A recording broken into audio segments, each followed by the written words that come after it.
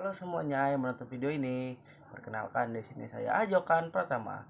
Di video kali ini saya akan membuat video tentang tugas UAS.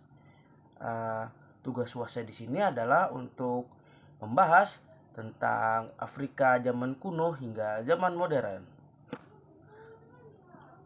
Sejarah Afrika adalah kisah panjang yang dipenuhi dengan kejayaan, perjuangan dan ketahanan serta memainkan peran penting dalam sejarah dunia. Sejarah Afrika dan zaman kuno hingga modern mencakup perkembangan peradaban, konflik, kolonialisasi, dan perjuangan untuk merdeka. Kita masuk yang pertama, ini ada zaman kuno.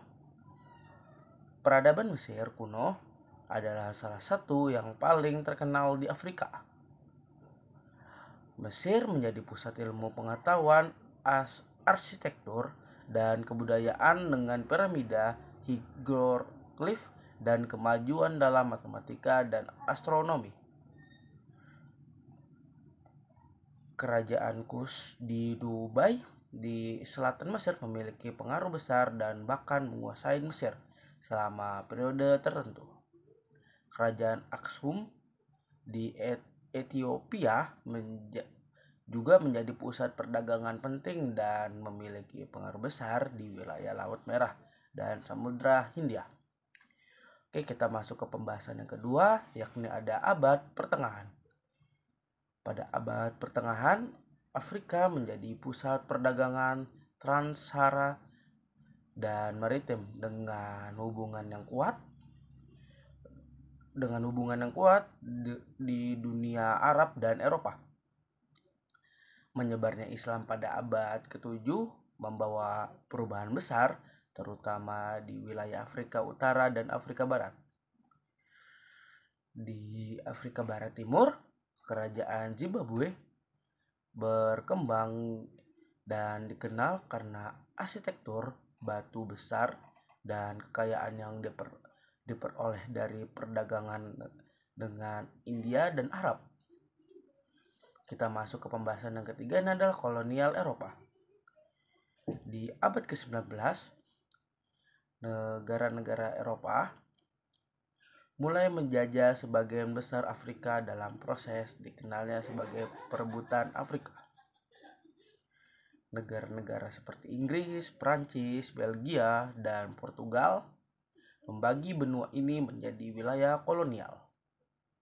Konferensi Berlin pada tahun 1884 hingga 1885 mengatur pembagian wilayah Afrika antara kekuatan Eropa tanpa memperhatikan suku dan kelompok etnisi lokal yang menyebabkan banyaknya konflik dan perpecahan di kemudian harinya.